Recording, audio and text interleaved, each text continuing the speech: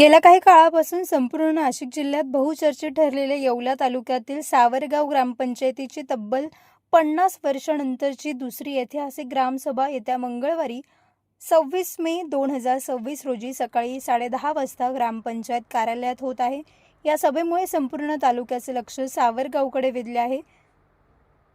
काही दिवसांपूर्वी सावरगावच्या ग्रामस्थांनी प्रशासकीय कारभारातील भ्रष्टाचाराविरोधात आक्रमक आंदोलन करत गट विकास अधिकाऱ्यांना निवेदन दिले होते। या पार्श्वभूमीवर होणारी ही सभा वादळी ठरण्याची शक्यता वर्तवली जाते। ग्रामपंचायत प्रशासक आणि ग्रामविकास अधिकाऱ्यांनी या सभेची अधिकृत नोटीस जाहीर केली आहे। या हाय व्होल्टेज सभेत गावातील प्रलंबित प्रश्न, पायाभूत सुविधा आणि विकास कामांवर चर्चा होणार आहे।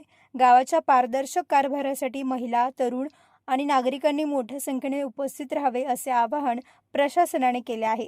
या संदर्भात गावकऱ्यांनी प्रसार माध्यमांशी संवाद साधला आहे। आता सर्वांचे लक्ष ग्रामसभेकडे लागले आहे। Bureau report, Sachin Vakhare, Yeola. सर्व सावरगावातील ग्रामस्थांना मी विनंती करतो की येत्या 26/5/2026 रोजी आपल्या गावातील ग्रामसभा आहे, तर आपण सर्वांनी त्या ग्रामसभेकरता यायचं आहे। ग्रामसभा याकरता आहे का आपले जे काही राहिलेले काही जे प्रलंबित प्रश्न आहे ते सगळ्यांना ते प्रश्न त्या ठिकाणी मांडता आले पाहिजे। काही योजना ग्रामपंचायतीमधून लाभ न झालेल्या लोकांनाही त्या ठिकाणी प्रश्न मांडता आले पाहिजे। याकरता सर्वसामान्य जनतेपर्यंत जे काही काम पोहोचलेलं नाही, योजना पोहोचलेलं नाही, ते प्रत्येकानं त्या ठिकाणी येऊन त्या प्रत्येकाला त्याचे प्रश्न त्या ठिकाणी मांडता येतात। याकरता ग्रामसभा असते, म्हणून सर्वांनी त्या ग्रामसभेकरता यावं। कारण या सावरगाव म्हणलं तर एकदम जिल्ह्यामध्ये नव्हे तर महाराष्ट्रामध्ये प्रसिद्ध गाव आहे। कारण या गावामध्ये स्वामी समर्थाच्या रूपाने आध्यात्मिक वारसा तर लाभलेलाच आहे, एक राजकीय वारसा सुद्धा या गावामध्ये लाभलेला आहे आणि एक कचेरीचे सावरगाव म्हणून हे गाव ओळखलं जात होतं। परंतु आता काही हल्ली काळापासून आज सावरगाव परत एक वेगळ्या कारणाने चर्चेत आलेलं आहे। ते कारण म्हणजेच ग्रामपंचायतीमध्ये अनेक झालेला घोटाळा, तो भ्रष्टाचार। आपल्या ग्रामस्थांनी तो भ्रष्टाचार बाहेर तर काढलेलाच आहे। त्यानुसार पंचायत समितीमध्ये बीडीओकडे तक्रार केलेली होती, आंदोलन करू असंही त्या ठिकाणी सांगितलेलं होतं। त्यानंतर काही चौकशी करता लोक येतात शासकीय, पण ते फक्त चौकशी करतात, प्रोटोकॉल करतात, चहा पाणी घेऊन निघून जातात। ग्रामपंचायतीमध्ये गेलं की ग्रामसेवक असेल किंवा त्यांना सहकार्य असणारे काही सदस्य असतील ते उडीचे उत्तर देतात आणि फक्त हे चालू आहे। तर मला तरी वाटतं की आपण सर्व जर एकत्र आलात तर नक्कीच त्या ठिकाणी कारवाई त्या ठिकाणी होईल आणि आपले जे काही राहिलेले प्रश्न आहे ती सुद्धा त्या ठिकाणी देखील मांडता येतील। याकरता मी सर्व ग्रामस्थांना पुन्हा एकदा विनंती करतो, आव्हान करतो की आपण सर्वांनी त्या ठिकाणी यायचं आहे। ग्रामसभा म्हणजे काही पक्ष नाही, ग्रामसभा म्हणजे काही कोणी पार्टीचा विषय नाही। ग्रामसभा म्हणजे प्रत्येकाचा त्या ठिकाणी प्रत्येक नागरिकाचा अधिकार आहे, हक्क आहे की त्या ग्रामसभेमध्ये येऊन आपण आपले राहिलेले काही प्रश्न आहे, आपल्याला ज्या योजनेचा लाभ झाला नाही ती योजना आपल्यापर्यंत पोहोचावी किंवा आपल्याला काही कोणी लाच मागत असेल ते त्या ठिकाणी देखील आपल्याला सांगता येतं का आपले प्रश्न त्या ठिकाणी होत नाही, का आपलं काम त्या ठिकाणी होत नाही। अनेक योजना त्या ग्रामपंचायतीमध्ये असतात, पण त्या आपल्यापर्यंत का पोहोचत नाही, का ते ग्रामपंचायत आपल्यापर्यंत पोहोचू देत नाही। याकरता आपण त्या ठिकाणी उपस्थित राहायचं आहे आणि आपले प्रश्न त्या ठिकाणी मांडायचे आहे। ही सर्व सावरगाव ग्रामस्थांना मी विनंती करतो। ग्रामसभा ठेवलेली होती, परंतु काही कारणास्तव ती पुढे ढकलण्यात येत आहे। हे राजकीय दबाव वापरून गावातील गोरगरीब लोकांचा त्रास देण्याचा प्रयत्न चालू आहे। तसेच आमच्या सावरगाव धुळगाव, सावरगाव भाडगाव या रस्त्याला 1 वर्षापासून जे पाईप दाबलेले कोरडे त्याचे पैसे सगळे काढण्यात आलेले त्या एजन्सीने आणि पाण्याचा आम्हीच दाखवून आजही तो रस्ता गुडघे एवढे खड्डे पडलेले, तरी आमच्या त्या परिसरामध्ये त्या लोकांना जाण्या येण्याचा खूप तकलीफ होत आहे। तरी त्याची दखल घेऊन ग्रामपंचायतीने त्या सर्व कार्यवाही करून ते काम करून द्यावं। खड्डे पडलेले गोरगरीब लोकांना त्रास आहे आणि आमच्या ग्रामपंचायतीमध्ये 1947 पासून जे घरकुलं दिले गेलेले ते घरकुलं गोरगरीब लोकांना नाहीची, त्याची यादी पण क्लिअर व्हावा आणि ज्यांना आत्तापर्यंत 1947 पासून घरकुलं नाहीची।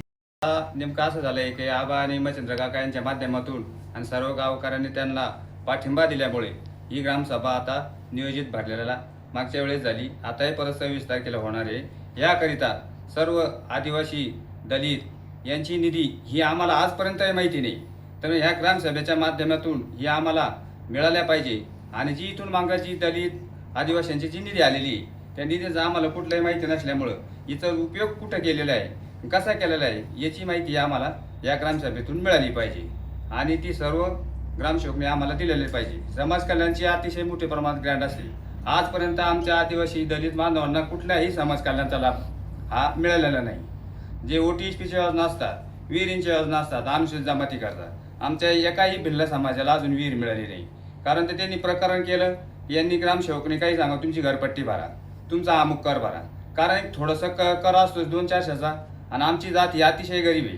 तर याच्या कारणास्तव ग्रामसेवकाला कोणतरी दबाव आणून ग्रामसेवक त्यांचे प्रकरण फेटाळून द्यायचा. आणि शबरीचे बऱ्याच दिवसापासून फाईल हे पंचायत समितीत पेंडिंग आहे. काय कोण सांगतं का काय हेच कळत नाही, किंवा ग्रामसेवक सांगतो का ते आमचे शबरीचे फाईल आजपर्यंत आयुक्तालयात गेलेले नाही.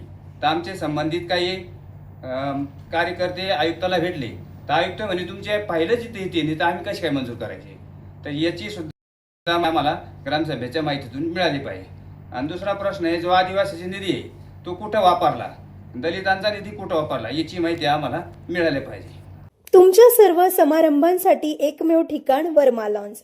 आनंदाचे क्षण, स्वप्नपूर्ती क्षणांसाठी वर्मा लॉन्स. विस्तीर्ण आणि हिरवळयुक्त प्रशस्त लॉन, पार्किंगसह अनेक सुविधा उपलब्ध. वर्मा लॉन्स. ठिकाण येवला, नाशिक रोड, एरंडगाव. एक वेळ अवश्य भेट द्या वर्मा लॉन्सला. व्यावसायिक आणि विश्वासार्ह सर्व सेवांसाठी तुमचा जुना लॅपटॉप संत झालाय की नवीन घेण्याचा विचार आहे? काळजी सोडा. येवला शहरात तंत्रज्ञानाचा नवा पत्ता, हर्षू कॉम्प्युटर्स. आम्ही घेऊन आलो आहोत ब्रँडेड लॅपटॉप्स, डेस्कटॉप्स आणि बरंच काही, तेही अगदी रास्त दरात. आमच्या सेवा नवीन व रिफर्मिश्ड लॅपटॉप, प्रिंटर सेल्स आणि सर्व्हिस, CCTV कॅमेरा फिटिंग आणि AMC.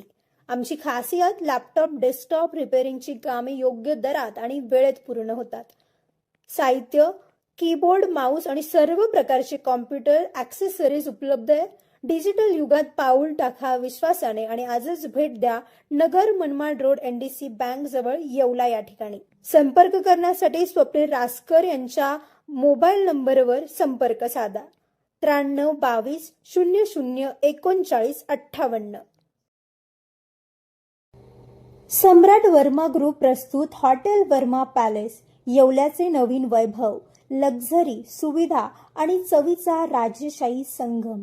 आकर्षक लक्झरी रूम्स, खास पॅलेस अनुभवासाठी आरामदायक आणि सुसज्ज. AC रूम्स, आधुनिक सुविधांसह थंडावा आणि शांतता. चवीचा आणि सेलिब्रेशनचा थाट. मल्टीव्हिजन रेस्टॉरंट, आकाशाच्या सानिध्यात. मनमोहक दृश्यांसोबत स्वादिष्ट आणि वैविध्यपूर्ण पदार्थांचा. शहराच्या गजबजाटातून दूर, हिरवळ आणि शांततेत रिलॅक्स होण्यासाठी उत्तम जागा. हॉटेल वर्मा पॅलेस, जिथे प्रत्येक भेट होते खास. आम्ही फक्त सुविधा देत नाही तर एक अविस्मरणीय अनुभव देतो.